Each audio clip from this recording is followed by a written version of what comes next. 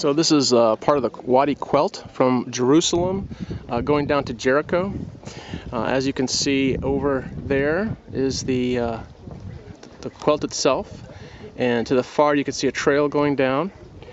And this is you can see some caves. I don't know if you can see this, but right, where is it? Oh, I can't see it in the camera, but you can see some of the caves over there. A couple of them where the old monastics used to live up in the 300 AD. And you can see the aqueduct here that takes water down into the, oops, there you go.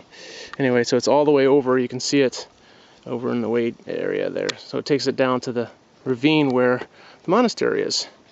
And there's a trail down to where we're going. Alright, so here we are again. Just another view as we came around the bend. You can see over there the monastery itself there.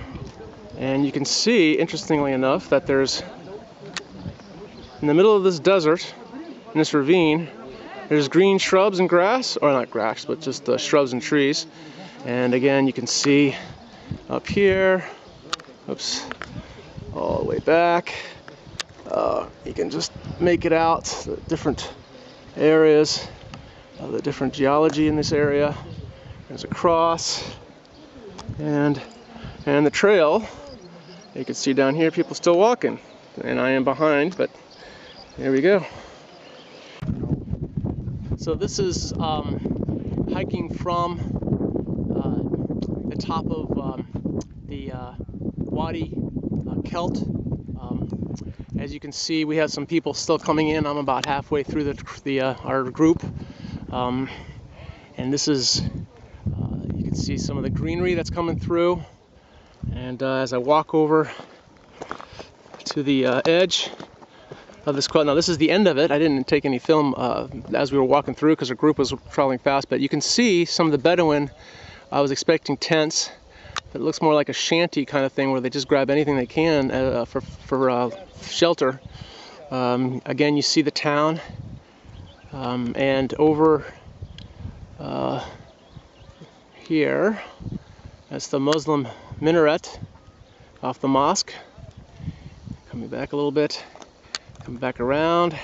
Again, you see some of the Bedouin housing. And scroll back a little bit, and you can see this is Jericho, modern Jericho. And you can see the rest of our group over there, so you can see the distance between us. And as we're going around, just to give you a scope of what it looks like in this area. You can see the telephone lines or electrical lines there. And here we go, around some more hills, very dry area.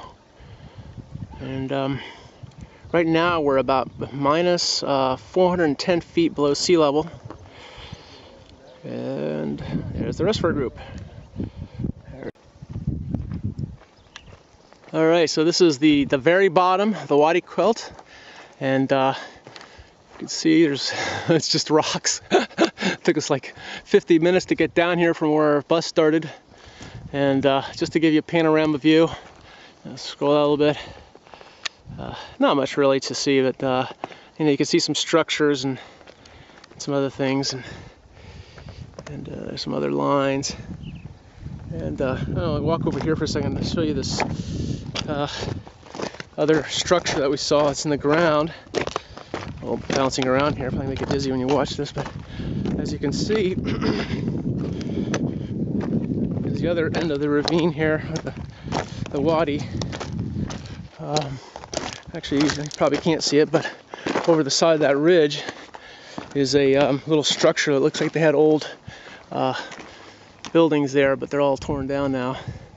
And there's our group as they come down, so you can give you a perspective of the size of this place. All right, so here again we're at the very base of the Wadi Kelt, and if you look to the left, I wasn't sure what this was before until I asked the professor, but this is Kypris. And again, that's the minaret that we saw in the opposite direction. And coming around this way, you see the homes of the Bedouins.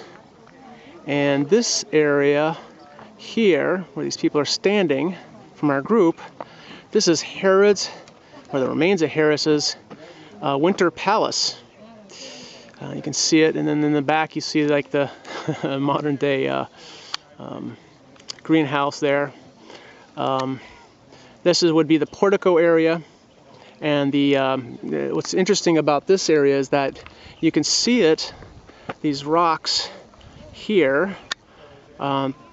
These are Predicus rectilius. They're the kind of bricks that are used to create a circular area within the palace itself. It's actually a new innovation from Herod when he built this structure, or had it built.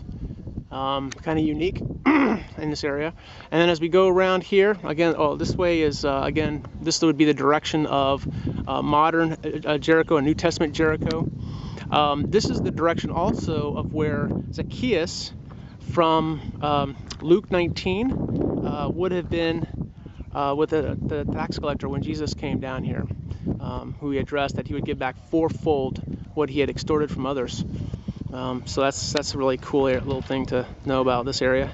And then as you come around this area here, you can see a little different area, and then another Bedouin area. And you can see over here the sheep that are here. You see the structure of the Bedouins, and you see some people over there. Again, this is the area of New Testament Jericho. So I'm in Jericho, and this is just another view of Herod's palace, which is the New Testament Jericho, and I'm just going to scan in so you can see it from the top. And you can just see this area from this viewpoint. That's my group there. And you can see modern day Jericho. You see the green across that area and where the houses are. That's where the majority of the water is, and the water shadow would have come across there. And that's why there's also desert here, because these hills block the rain, and then it reconforms over there in that direction. And from this area, you can also see this is where Kypris is, and that's where was named after Herod's mother. And that would have guarded the area of the Transjordan trade route, which is another reason why Herod set this area up for the fortress, to guard that area. So it's quite a ways, it's quite a distance up there. And one amazing thing is that this area actually had a pool and a bridge across the Wadi there, right where he is standing, right where it went across the Wadi, and the bridge went right to this area. So you can imagine how cool it is, because there's the site right there. It would have come over right to here.